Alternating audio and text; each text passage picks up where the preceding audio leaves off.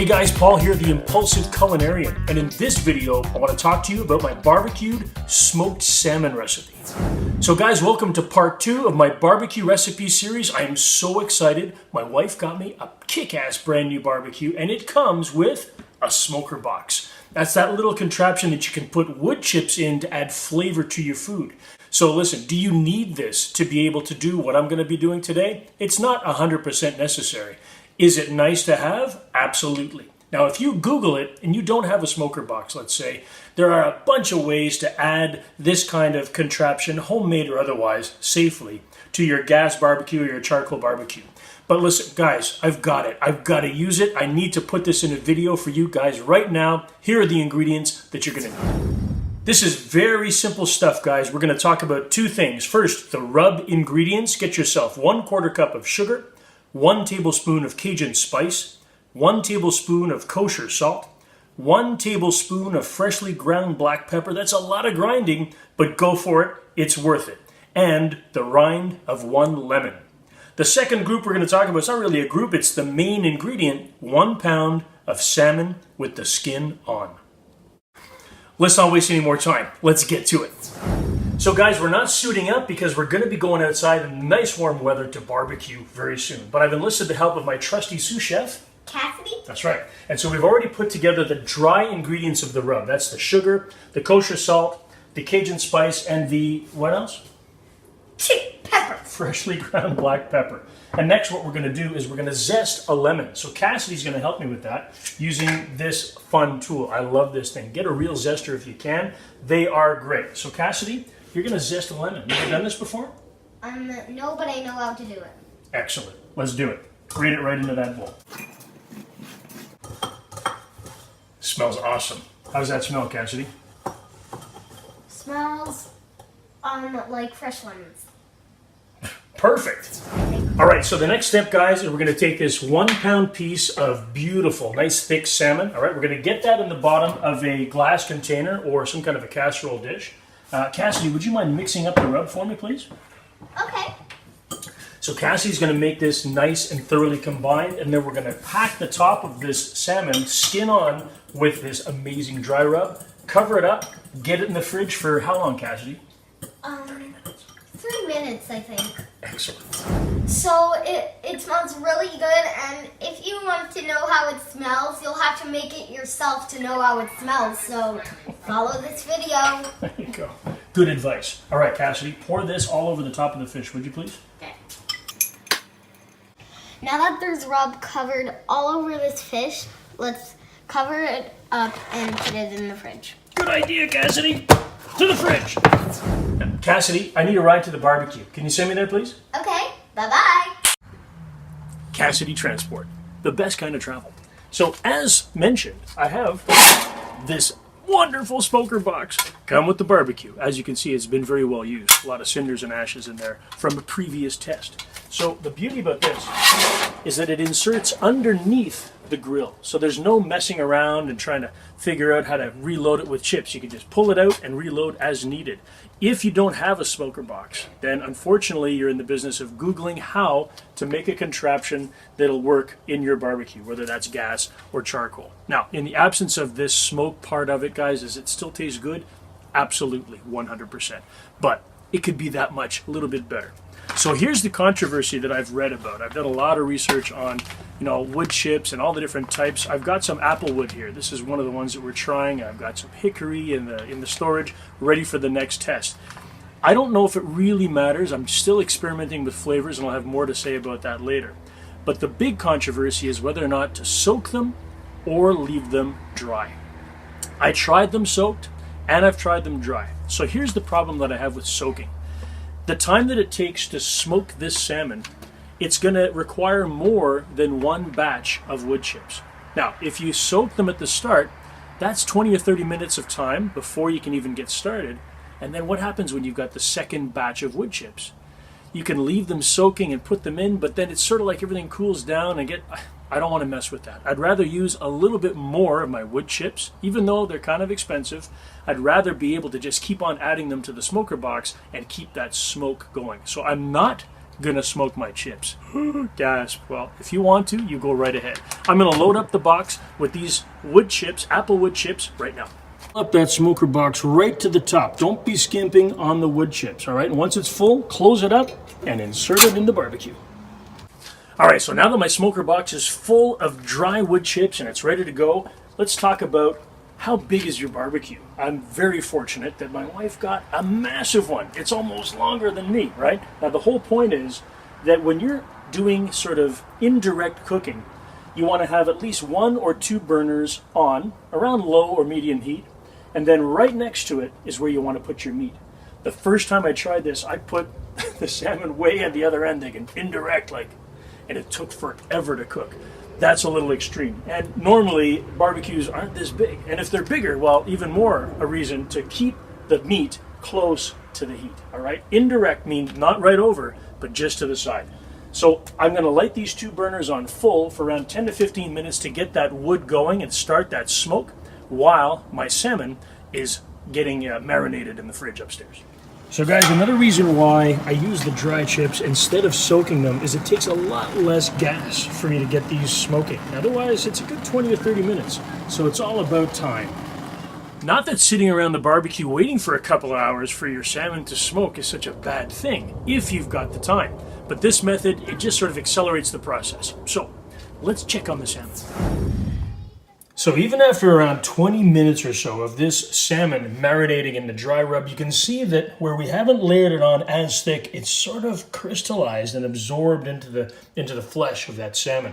And where it's been a little bit too thick, it's still got, a layer on the top. So if you've done your job right and you've packed down all of the rub, you should almost get this uniform finish. I'll admit we were a little bit lazy and in a rush. So now what you want to do is you want to just scrape off any of the excess, okay? Take off that excess without taking it all off, and you want to get that piece of salmon into a fresh plate, bring it down to the barbecue. So in around a 150-foot radius around the barbecue, you can just smell this amazing aroma, that smoking applewood or mesquite or whatever you've chosen. It's going to be delicious. So now that you know that the smoke is starting, you don't always see it billowing out, but it's there. You can smell it. It's time to start controlling the temperature. We used high heat to get those wood chips smoking. So now we want to maintain around a 350 degree temperature inside. So I'm going to bring these burners down just to medium low.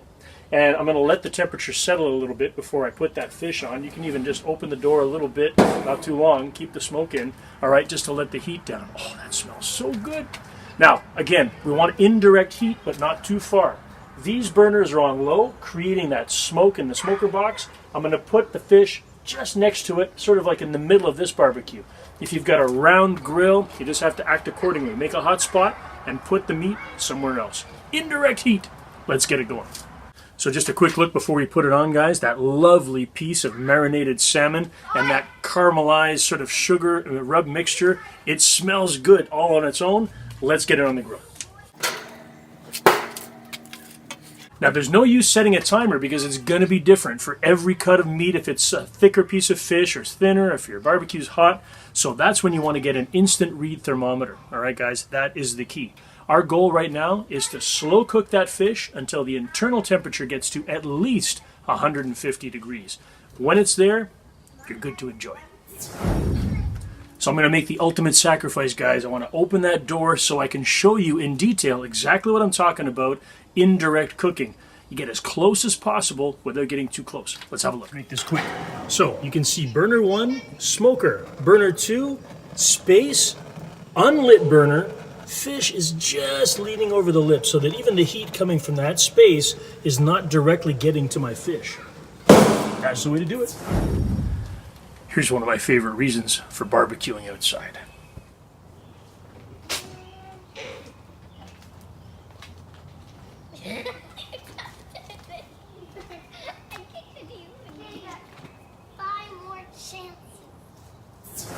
All right, so my first batch of wood chips have been in there for 15 minutes. I'm just going to have a quick look to see and gauge how long it takes me to burn out 1 smoker box worth of chips.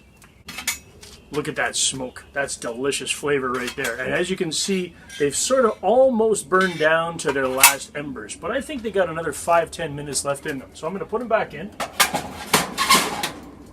And I'm going to say that using chips in the smoker box from dry, 20-minute burn. That's what I'm going with. First 20 minutes is up. Let's get some fresh chips into that smoker box.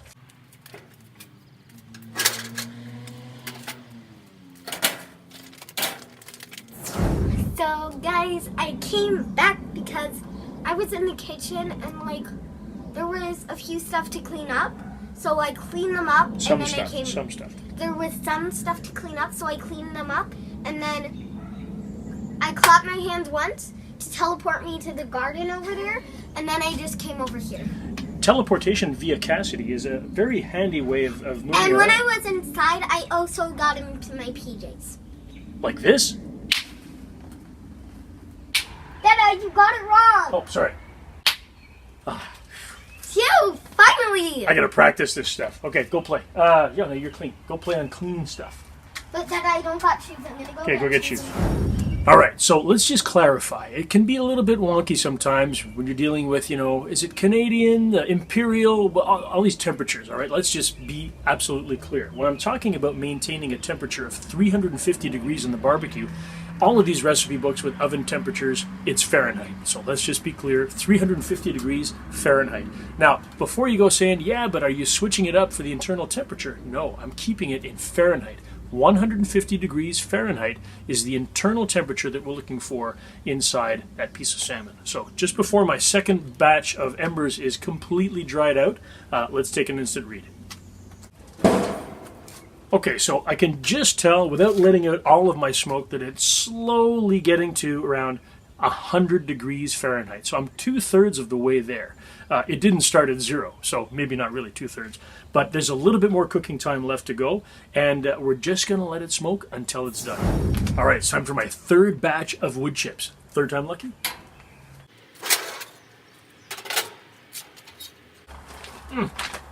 That smell is intoxicating. And as I'm going in my 20-minute batches, the smoker box is staying more and more full of slightly uncharred wood. So I'm going to let this one go probably for a half an hour or even 45 minutes. So in the failing hours of dusk right here, hanging out by the barbecue, guys, it doesn't get any better than this. So here is the summary of where we're at. After 1.5 hours of slow smoking this incredibly flavorful salmon over indirect heat, I've used 3 smoker boxes worth of chips. And I gotta say, that flavor is absolutely infused. All of the beautiful applewood smoke has been infused. That rub that we used to, put it in the fridge, this fish tastes delicious. But after all of that 1.5 hours of time, I've only gotten my internal temperature up to 138 degrees.